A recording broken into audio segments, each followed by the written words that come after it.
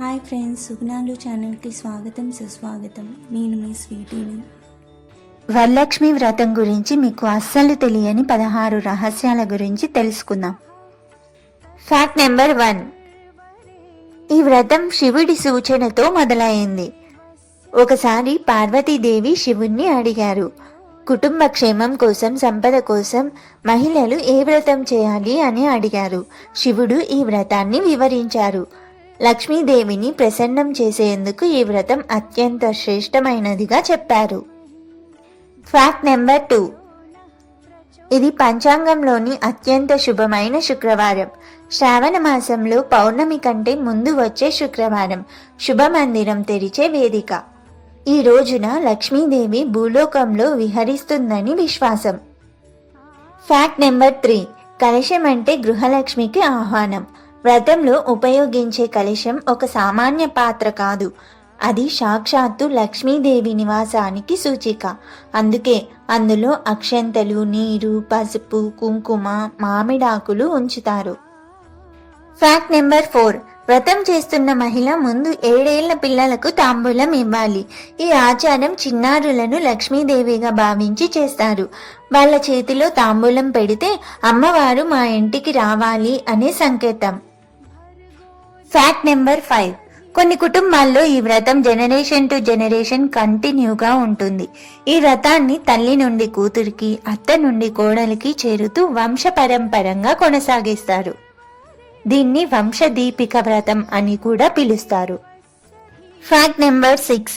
ఈ వ్రతాన్ని చేయకున్నా అమ్మవారిని చూసిన ఫలితం లభిస్తుందని శాస్త్రం.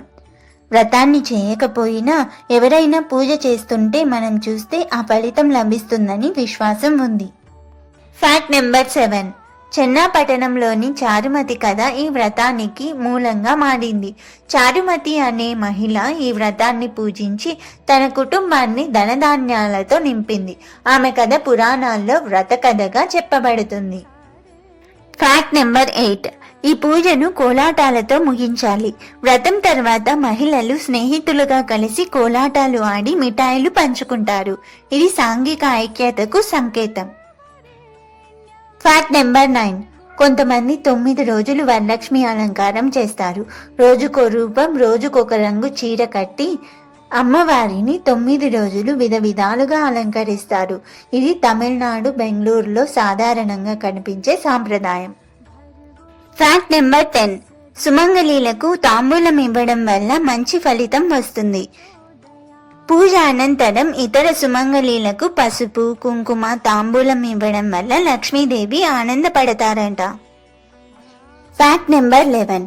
ఈ వ్రతాన్ని నిర్లక్ష్యంగా చేస్తే ఫలితాలు రాకపోవచ్చు. అమ్మవారిని హడావుడిగా పూజించడం కాదు, సమయంతో, శ్రద్ధతో, శుభ్రతతో చేయాలి. లేకపోతే పూజా ఫలితాలు లభించవు. Fact number 12. పూజ చేసే స్థలానికి ఎందుకు ముగ్గు వేస్తారు? ముగ్గు అడ్డంకులను తొలగించేదిగా భావిస్తారు. అది అమ్మవారి మార్గాన్ని స్వాగతించేదిగా కనిపిస్తుంది. Fact number 13. కుంకుమార్చన ఎందుకంత ముఖ్యమైంది? కుంకుమ ఆడవారి శుభలక్షణం. అమ్మవారికి 108 కుంకుమ నామాల ద్వారా పూజిస్తే అష్టైశ్వర్యాల బహుమతి లభిస్తుంది. Fact number 14. హారతి ఎందుకు 3 సార్లు చూపిస్తారు?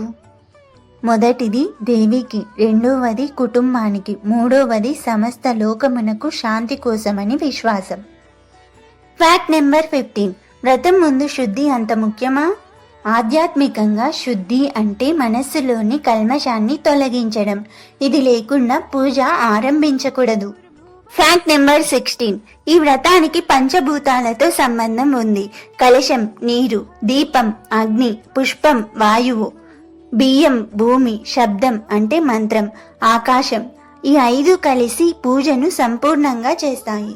ఈ 16 విషయాలు మీకు తెలియకపోవచ్చు, కానీ ఇవే వ్రతానికి ప్రాణం. వరలక్ష్మి వ్రతం అంటే భక్తితో చేసే వ్రతం, భవిష్యత్తును వెలిగించే ఆశ.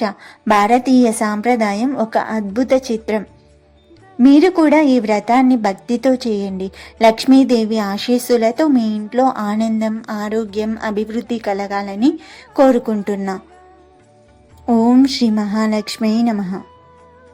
Thank you friends, bye bye.